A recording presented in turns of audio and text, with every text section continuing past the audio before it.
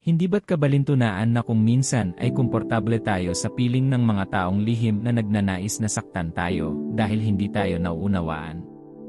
Ang mga naiinggit ay bihirang umamin na sila ay nagsiselos, ngunit kahit anong pilit nilang itago ito, nagbibigay pa rin sila ng negatibong enerhiya na nagpapakita na hindi sila nasisiyahan sa iyong pag-unlad.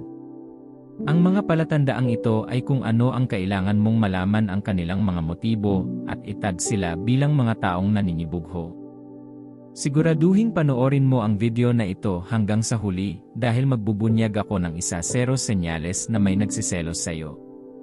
Malalaman mo rin kung ano ang gagawin kapag nakakita ka ng isa. Bago tayo magpatuloy, mangyaring mag-subscribe sa channel na ito kung hindi mo pa nagagawa.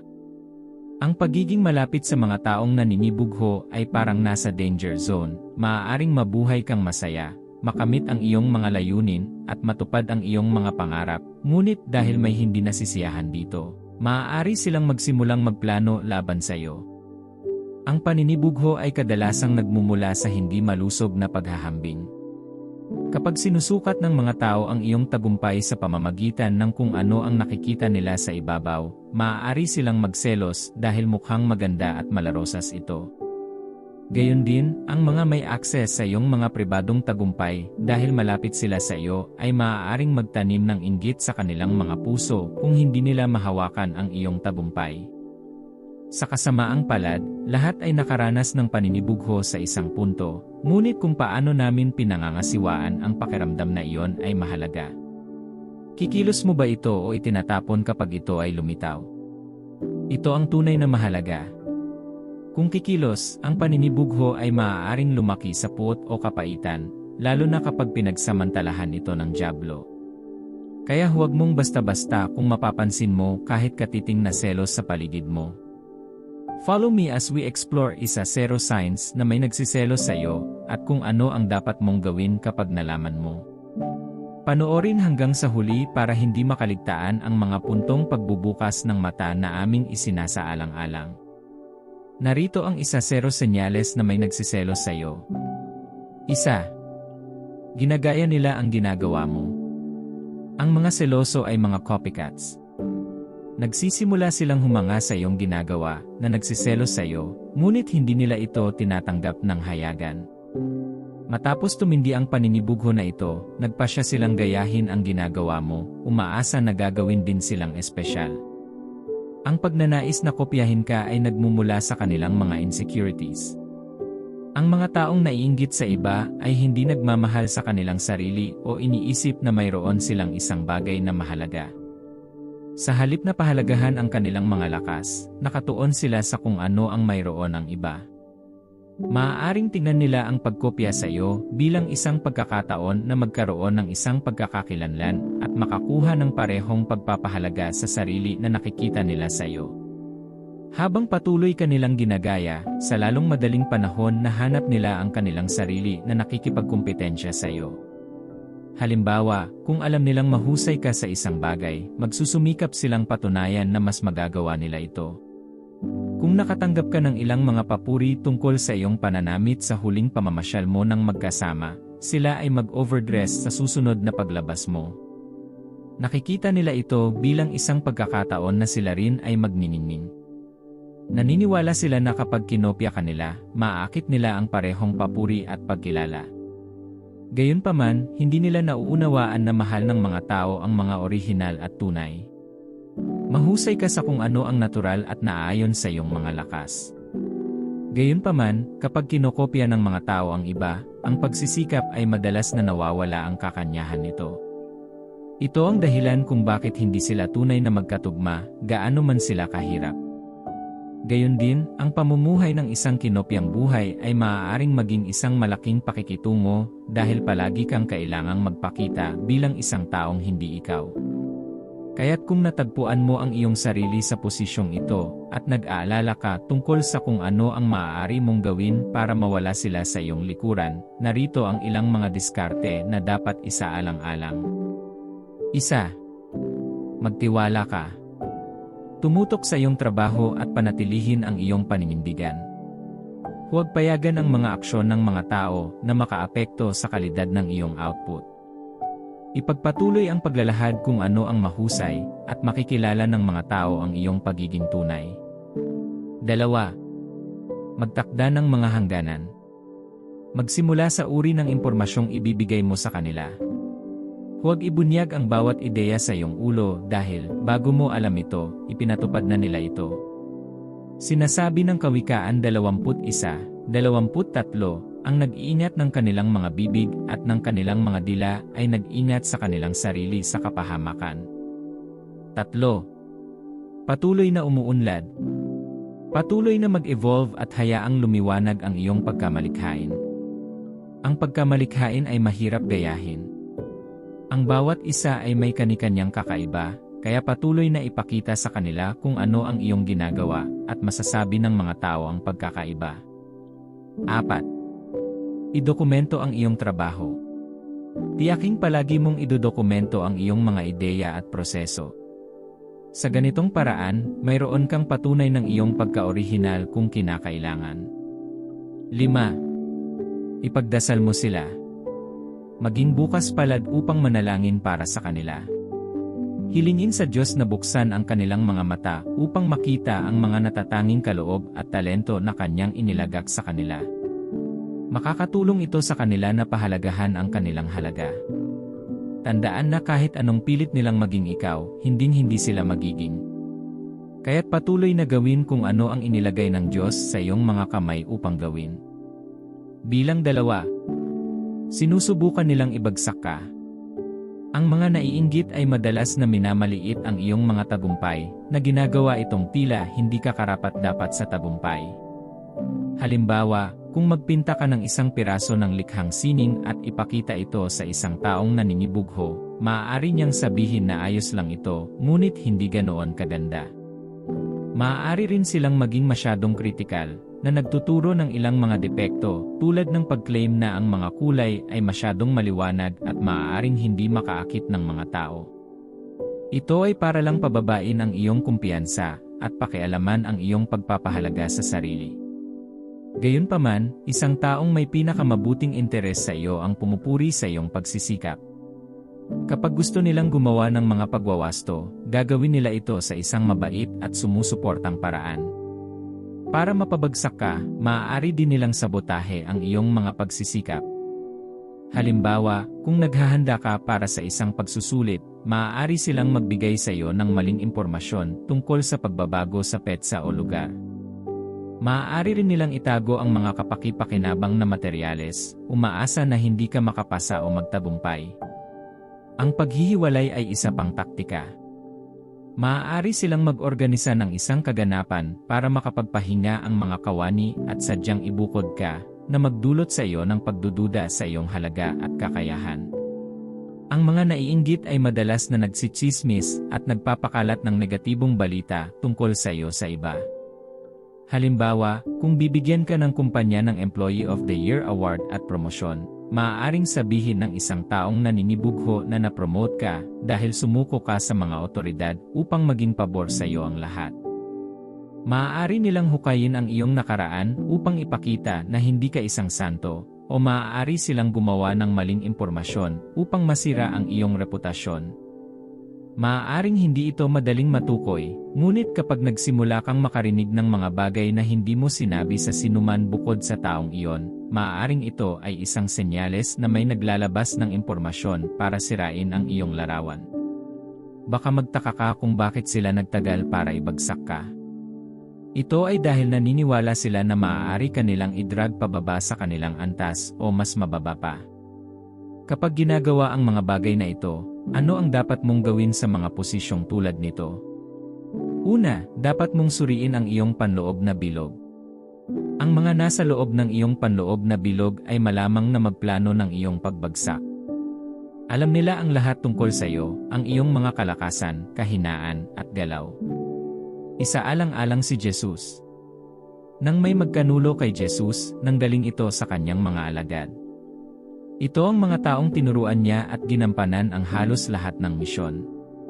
Sa kabila nito, ipinagkanulo siya ni Judas para sa 30 pirasong pilak. Sinong mag-akala na maaaring mangyari ang ganoong bagay? Ito ay nagpapakita na ang pagkakanulo ay maaaring magmula sa mga pinakamalapit sa iyo.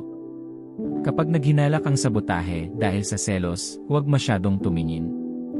Suriin ang mga nasa loob. Hilingin sa banal na espiritu na ihayag ang anumang nakapipinsalang intensyon upang mapangasiwaan mo ang mga relasyong ito ng matalino at maiwasan ang pagbabahagi ng sensitibong impormasyon sa kanila. Gayon din, matutong huwag magtiwala ng walang taros. Bagamat mahalaga, tandaan na ang lahat ay hindi isang santo, kahit na sila ay mukhang isa. Isa lamang itong espiritual na mata na nakakakita sa kabila ng pisikal na anyo ng mga tao. Kaya siguraduhin dalhin mo ito sa Diyos sa mga panalangin at hayaang ihayag niya ang tunay na layunin ng mga kasama mo. Sinasabi ng Jeremias 17:9, ang puso ay mapanlinlang kaysa sa lahat ng bagay at hindi na mapagaling. Sinong makakaintindi nito? Pagkatapos, kailangan mong hanapin ang karunungan ng Diyos. Manalangin para sa karunungan sa paghawak sa mga maaaring gumagawa laban sa iyo. Ang pagpapatawad ay mahalaga, dahil ang paghawak sa hindi pagpapatawad ay maaaring makasama. Gayunpaman, ang paggawa ng kaunting pagsasaayos sa kung paano ka nakikipag-ugnayan sa gayong mga tao ay matalino din maaaring mga hulugan ito ng pagtatakda ng mga hangganan o pagdistansya sa iyong sarili upang maprotektahan ang iyong kapakanan. Gayon din, humingi ng pagpapanumbalik. Kung nagdusa ka ng pagkawala dahil sa kanilang mga aksyon, maaaring ibalik ng Diyos ang nawala sa iyo. Sa halip na hayaang kontrolin ka ng galit, humingi ng tulong sa Diyos na bumitaw at magtiwala sa kanyang kakayahan na ibalik ang mga bagay para sa iyong ikabubuti.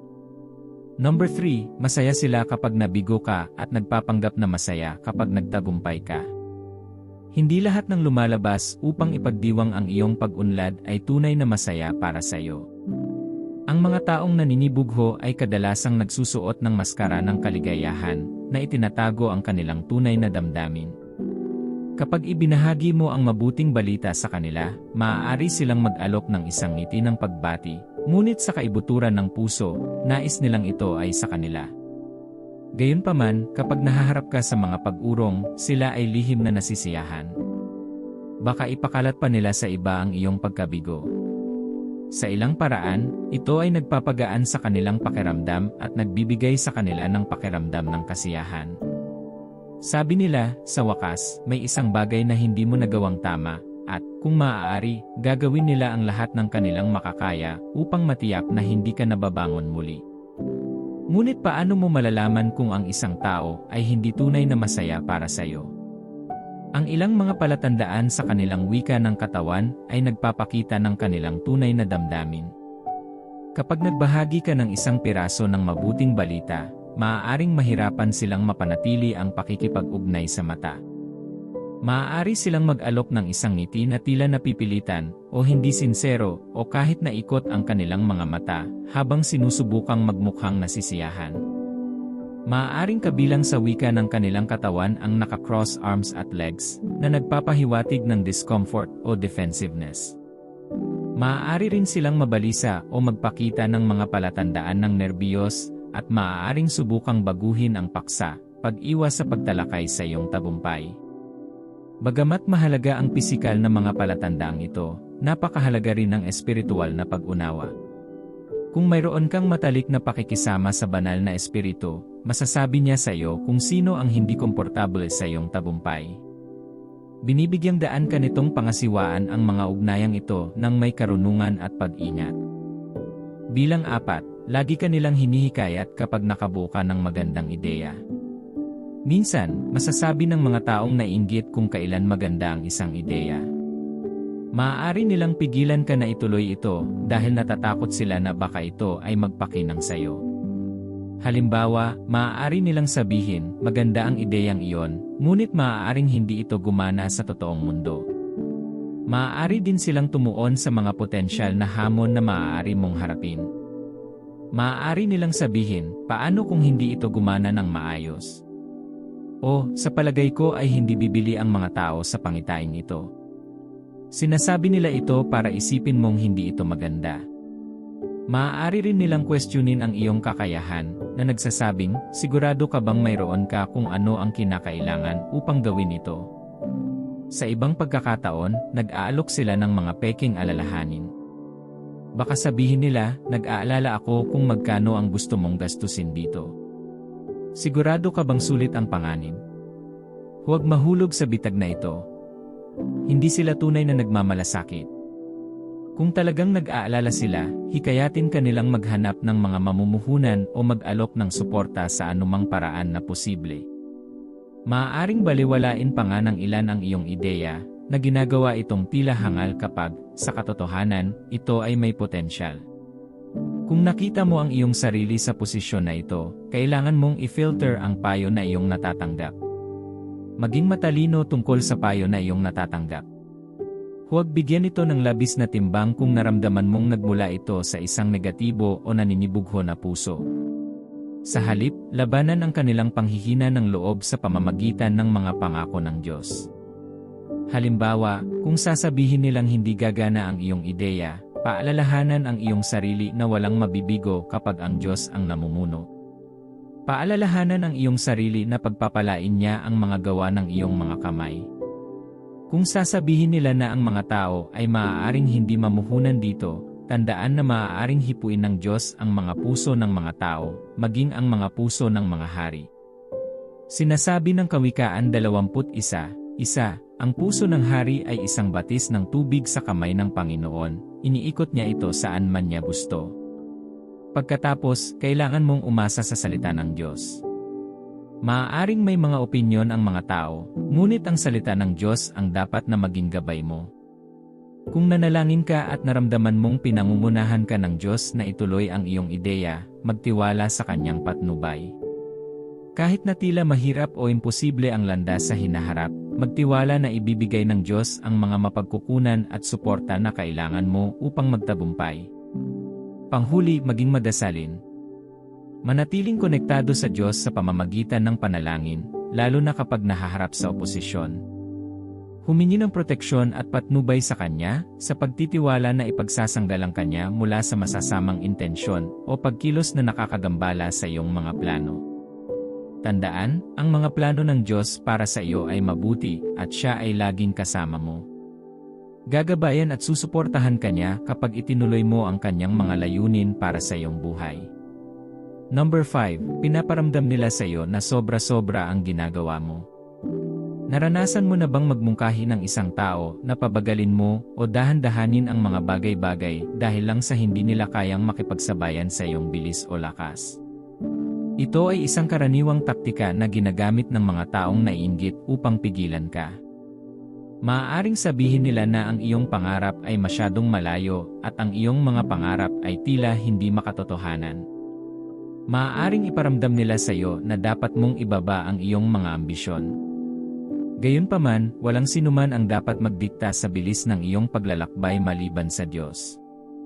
Nilikha ka niya para sa isang layunin at nasa pinakamagandang posisyon upang akayin ka sa kung ano ang dapat mong gawin at kung paano ito gagawin. Ang mga naiinggit ay madalas na sinusubukang kumbinsihin ka na gumagawa ka ng mga hindi kinakailangang bagay. Maaaring hindi nila ito direktang sabihin, sa halip, maaari nilang dahan-dahang ipilit ang kanilang mga pananaw sa iyo hanggang sa maramdaman mo na kailangan mong bumagal. Wala kang masyadong ginagawa, isa ka lamang alipin na gumagawa ng gawain ng iyong Ama. Kung mayroon kang kasigasigan ng Diyos na makita ang mga tao na makilala Siya, hindi mo maaaring mamuhay ng basta-basta. Ang kasigasigan ay may likas na pagkonsumo. Inihayag ito ng banal na kasulatan sa awit 69, sapagkat nilalamon ako ng kasigasigan para sa iyong bahay, at ang mga pang-aalipusta ng mga nang-aalipusta sa iyo ay nahuhulog sa akin. Ang propesya na ito ay tungkol kay Jesus at kung paano kontrolado ng sigasig para sa bahay ng Diyos ang lahat ng Kanyang ginawa sa lupa. Si Jesus ay tumanggap ng maraming pagsalungat nang Siya ay nagpagaling sa mga tao. Sa halip na matuwa ang mga Pariseo at Sadusyo na pinagaling niya ang mga inaapi, mas inaalala nila ang araw na nangyari ang pagpapagaling. Ngunit mahalaga ba ito, o sadyang naiinggit sila sa Kanyang kakayahan na gawin ang hindi nila magagawa?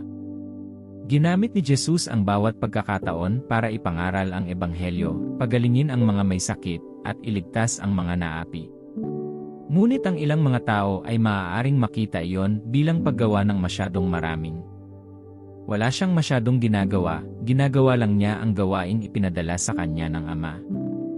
Kaya, kung palagi kang pinapalakpakan ng iyong boss dahil sa pagiging epektibo at produktibo sa opisinang iyon, huwag hayaang madamay ang negatibong enerhiya sa iyo.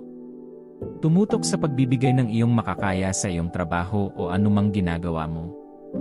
Hanggat hindi mo inaapi ang mga tao sa iyong posisyon o pribilehiyo, handa ka nang umalis. Numero 6, binibigyan ka nila ng masamang payo sa disgis at mabuti sa iyo. Minsan, ang mga taong naiinggit ay maaaring magmungkahi ng mga masasamang aksyon na maaaring magdulot sa iyo ng problema at madiskaril ka sa plano ng Diyos para sa iyong buhay. Halimbawa, maaari ka nilang payuhan na magpalit ng ilang numero kapag alam nilang makakaapekto ito sa iyong appointment sa establishmentong iyon kung natuklasan. Kadalasan sila ang puwersa sa likod ng pagpipilit sa iyo na gumawa ng masasamang bagay. Ibibigay katwiran nila ang kanilang payo at sasabihin na ginagawa ito ng lahat at dapat mong gawin ang parehong upang magtagumpay. Maaari pa nga nilang ipakilala sa iyo ang isang kakilakilabot na pamumuhay para lamang makasama mo sila sa kanilang ginagawa samantalang maaari nitong sirain ang iyong patotoo sa pagiging mabuting tao. Hindi nila kayang tiisin ang iyong nakikitang kawalang kapintasan at magsusumikap sila para ibagsak ka. Tungkol sa iyong mga tagumpay at adhikain, susubukan nilang magtanim ng takot na pigilan ka sa pag-alis sa iyong comfort zone at pag-unlad. Ang kanilang layunin ay upang tumayo laban sa iyong paglago at pigilan ka sa pagtupad sa layunin ng Diyos para sa iyong buhay. Sa kasong ito ang dapat mong gawin. Una, huwag ikompromiso ang iyong mga pinahahalagahan para lang magkasya. Maging matatag sa iyong mga paniniwala at prinsipyo kapag gumagawa ng mga desisyon. Palibutan ang iyong sarili ng makadiyos na payo at humingi ng kanilang payo kapag hindi sigurado. Mahalagang humingi ng patnubay sa mga mapagkakatiwalaan at espiritual na mature. Laging humingi ng patnubay ng Diyos bago kumilos ayon sa anumang payo. Manalangin para sa pag-unawa upang makilala ang nakakatulong at nakakapinsalang payo. Tandaan, hindi lahat ng payo ay para sa iyong ikabubuti. Ang ilan ay maaaring dumating upang saktan ka. Pagkatapos, iwasan ang pagbuo ng malapit na relasyon sa mga taong may kaduda-dudang katangian. Ang paglayo sa gayong mga tao ay nakakatulong na maiwasan ang mga negatibong impluensya at pinoprotektahan ang iyong integridad. Gaya ng sabi sa 1 Corinthians 15:33, huwag kayong padaya, ang masamang kasama ay sumisira ng mabuting ugali. Ano pang mga palatandaan ang dapat mong abangan? Numero 7, lagi nilang binabanggit ang mga taong mas magaling sa iyo para maramdaman mong hindi ka karapat-dapat. Kung ibabahagi mo ang iyong tagumpay sa kanila, hindi sila nag-atubiling banggitin ang iba na nakagawa ng iyong ginawa at higit pa. Maaari nilang sabihin, mabuti yan, ngunit nakita mo ba kung gaano mas matagumpay si Emira? Sinasabi nila ito para mapahina ang iyong espiritu at maghasik ng pagdududa sa iyong kakayahan.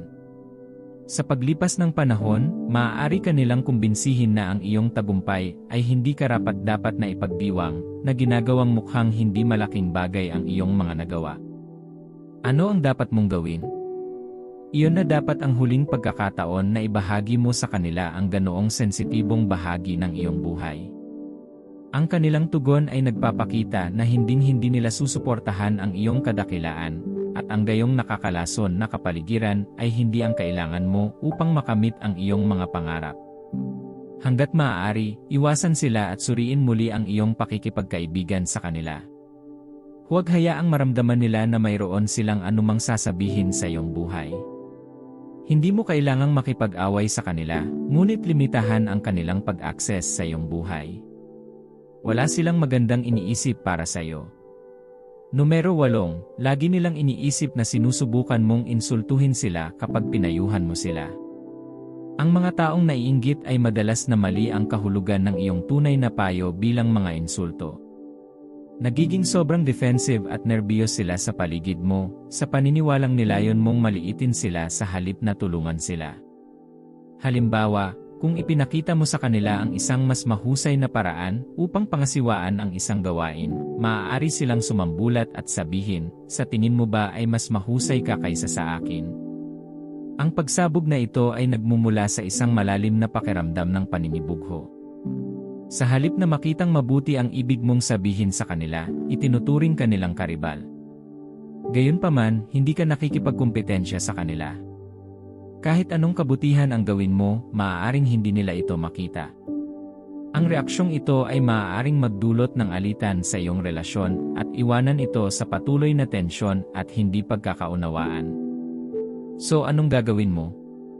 Kapag nagalit sila sa iyo, pigilan ang pagnanais na tumugon ka agad. Unawain na ang kanilang reaksyon ay malamang na nagmumula sa mas malalalim na issue. Ipaliwanag ng mahinahon na ang payo mo ay tumulong, hindi para saktan. Kung magpapatuloy ang kanilang pagtatanggol na pag-ugali sa kabila ng iyong mga pagsisikap na pag-usapan ang mga bagay-bagay, maaaring maging matalino na muling isaalang-alang ang relasyon. Ang pagharap sa gayong mga pagsabog sa lahat ng oras ay maaaring magpakita na ang kapaligiran ay hindi malusob para sa iyo.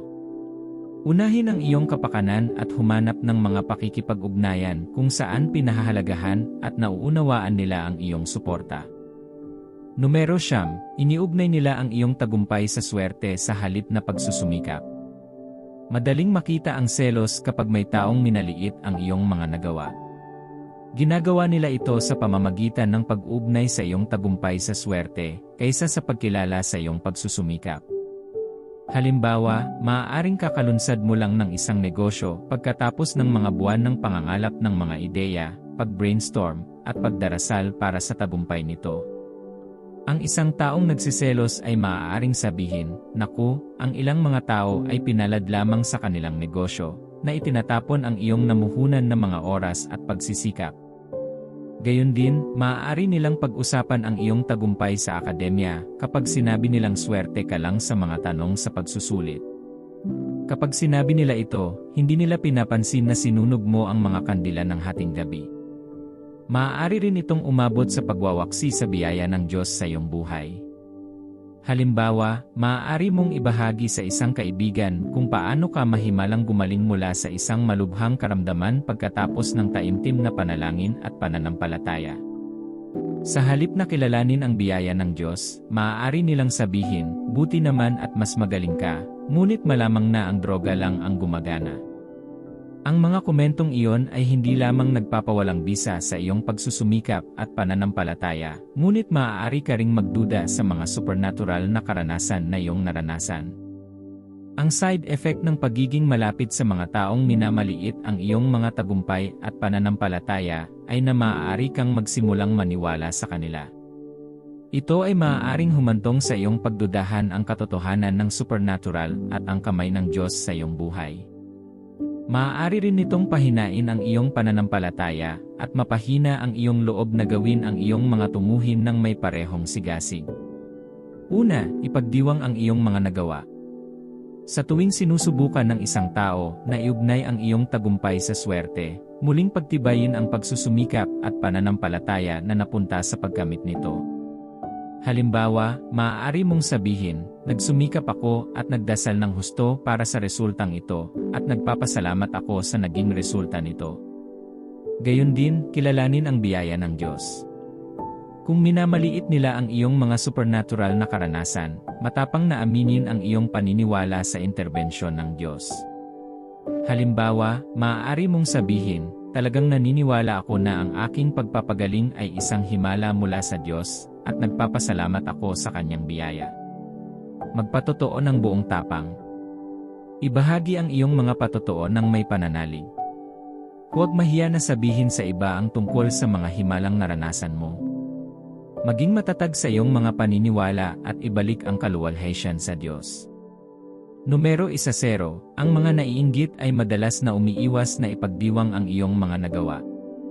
Huwag kang sumama kapag ang taong iyon ay hindi palaging dumadalo sa iyong pagdiriwang. Ganyan ang ugali ng mga seloso. Maaaring hindi sila magpakita sa iyong mahahalagang sandali ng pagdiriwang. Kahit na gawin nila, maaari silang dumating ng huli na may manipis na mga dahilan, sinusubukang sirain ang araw. Dahil hindi nila nakikita ang pangangailangan na ipagdiwang ang iyong mga tagumpay, naghahanap sila ng mga paraan upang maiwasan ang pagkilala sa kanila. Huwag magtaka na maaari silang maging kapamilya o kaibigan. Kung may napapansin kang laging ganito ang ugali, okay lang na ihinto ang pag-imbita sa kanila sa mahahalagang kaganapan sa iyong buhay. Ito ay upang maiwasan nilang masira ang iyong mga espesyal na sandali. Ngayong alam mo na ang mga palatandaang ito, kailangan mong tandaan ang mga sumusunod. Una, magpakita ng pagmamahal sa mga naiinggit sa iyo. Bigyan ng mga tao ng benepisyo ng pagdududa bago mo sila itapon. Magdasal at tingnan kung maitatama pa ba ang kanilang mga puso. Maliban sa mga tiyak na tagubilin kung saan sinasabi ng Diyos na ilayo ang iyong sarili sa mga tao, huwag mo lang silang itapon. Maaaring sila ay mga sisidlan lamang na pinili ng dyablo na gamitin laban sa iyo. Kung ipagdadasal mo sila, matutulungan sila at mailigtas ng Diyos. At kung magpapatuloy sila, ipakita pa rin sa kanila ang pagmamahal habang pinapanatili ang iyong distansya. Hinihimok tayo ng Biblia na gawin ito. Ang Diyos ay patuloy na ipaglalaban para sa iyo hanggat ang iyong puso ay malinis sa kanila. Sinasabi sa Mateo 5:44, 45, ngunit sinasabi ko sa inyo, ibigin niyo ang inyong mga kaaway at ipanalangin niyo ang mga umuusig sa inyo, upang kayo'y maging mga anak ng inyong Ama na nasa langit. Pinasisikat niya ang kanyang araw sa masasama at mabubuti, ulan sa mga matuwid at sa mga hindi matuwid. Pagkatapos, manatiling mapagpakumbaba kapag itinaas ka ng Diyos. Ang James 4:6 ay nagpapaalala sa atin na ang Diyos ay sumasalungat sa mga palalo, ngunit nagpapakita ng lingap sa mga mapagpakumbaba. Ang pagpapakumbaba ay susi sa pagpapanatili ng pabor at pagpapala ng Diyos sa iyong buhay. Gayunpaman, kailangan mong maging malinaw tungkol sa isa pang bagay. Ikaw ba ay isang taong seloso? Tunay ka bang masaya sa tagumpay ng ibang tao? Ang sabi ng Biblia, bago mo alisin ang troso sa mata ng ibang tao, alisin mo ang sanga sa mata mo. Kaya, ipinapakita mo ba ang mga palatandaan na napag-usapan natin? Kung kailangan mong baguhin ang iyong mga paraan at itigil ang pagiging mainggit para ipaglaban ka ng Diyos. Manalangin tayo. Ama sa langit, pinupuri kita sa kaloob ng iyong salita, na gumagabay at nagpapalaya sa akin. Salamat sa iyong walang hanggang awa at pagmamahal. Ngayon, ang iyong salita ay naghahayag ng mga nagkikimkim ng paninibugho at masamang intensyon sa akin. Nagpapasalamat ako na nais mo akong iligtas mula sa mga patibong ng mga naiinggit na puso at iposisyon ako sa mga taong tunay na nagmamahal sa iyo at naghahanap ng iyong kalooban. Bigyan mo ako ng pag-unawa upang makilala ang tunay na motibo ng mga tao at ang karunungan upang pangasiwaan ang mga relasyon ng matalino. Kung mayroong sinumang nagtitiis ng paninibugho at masamang hangarin sa akin, dalangin ko na ilantad mo sila at alisin sila sa aking buhay. Hindi mahalaga kung gaano kalalim ang aming relasyon. Palibutan mo ako ng mapagkakatiwalaang mga tao at protektahan mo ako mula sa mga taong nagnanais na saktan ako. Buksan ang aking mga mata upang makilala ang mga maaaring magkunwaring pakikipagkaibigan upang makakuha ng impormasyon laban sa akin. Bigyan mo ako ng paghuhusga na itago ang sensitibong impormasyon mula sa mga taong wala sa puso ko ang pinakamabuting interes. Bigyan mo ako ng karunungan upang maunawaan ang kanilang mga intensyon at bantayan ang aking puso laban sa kanilang mga pakana. Humihiling ako ng dobleng pagpapanumbalik ng anumang pagkalugi na natamo dahil sa maling pagtitiwala. Ibalik ang oras na nasayang sa pagbuo ng mga maling relasyon at bigyan ako ng mga tamang relasyon tulad ng kay Jonathan at David. Tulungan akong malaman kung sino ang dapat pagkatiwalaan at kung sino ang dapat mag-ingat. Kapag nahaharap sa mga salitang nakapanghihina ng loob, bigyan mo ako ng lakas ng loob na manindigan ng matatag sa aking mga paniniwala at kontrahin ang bawat negatibong pahayag ng iyong katotohanan. Binubuwag ko ang bawat plano ng mga naiinggit na tao upang pahinain ang aking mga pagsisikap at ipahayag na ang kanilang mga pakana ay hindi unlad. Sinasaway ko ang bawat pagtatangkang sirain ang aking reputasyon sa pamamagitan ng paninibugho. Dalangin ko ang mga nagkikimkim ng paninibugho sa kanilang mga puso, na makilala nila ang mga natatanging kaloob at potensyal na inilagay mo sa kanila. Tulungan silang mahanap ang kanilang halaga sa iyo. Tulungan ang mga nahihirapang pakawalan ang mga naiinggit na kaisipan. Iligtas mo sila sa bitag ng dyablo. Alam natin na kapag ang dyablo ay nakakita ng paninibugho, nakikita niya ito bilang isang pagkakataon upang hampasin. Ngunit ayon sa iyong salita, walang sandata na ginawa laban sa akin ang unlad. Tulungan mo din akong hindi mabiktima ng pagiging seloso sa kapwa. Kung sa anumang pagkakataon, ako ay nagkaroon ng paninibugho sa iba, iligtas mo ako mula rito. Ipakita mo sa akin ang iyong awa at tulungan mo akong laging bantayan ang aking puso laban dito. Panatilihin akong mapagpakumbaba, Panginoon, at dakilain mo ako sa iyong perpektong panahon. Kapag sinusubukan ng mga naiinggit na maliitin ang aking mga supernatural na karanasan, tulungan akong tumayong matatag at laging makita ang iyong kamay sa aking buhay. Tulungan mo ako, banal na espiritu, na magkaroon ng mas malapit na kaugnayan sa iyo. Sapagkat alam ko na kung susuko ako sa iyong pamumuno, hindi ako magiging biktima ng iba't ibang pakana ng dyablo. Bigyan mo ako ng nakakakitang mga mata at ng pandinig na tainga upang hindi ako magbingi-bingihan sa iyong mga tagubilin. Tulungan mo akong palaging ibalik ang kaluwalhatian sa iyo para sa bawat tagumpay ko. Sa pangalan ni Jesus, dalangin ko, Amen. Kung naapektuhan ka ng video na ito, mangyaring pindutin ang like button at huwag kalimutang mag-subscribe. See you sa susunod na video.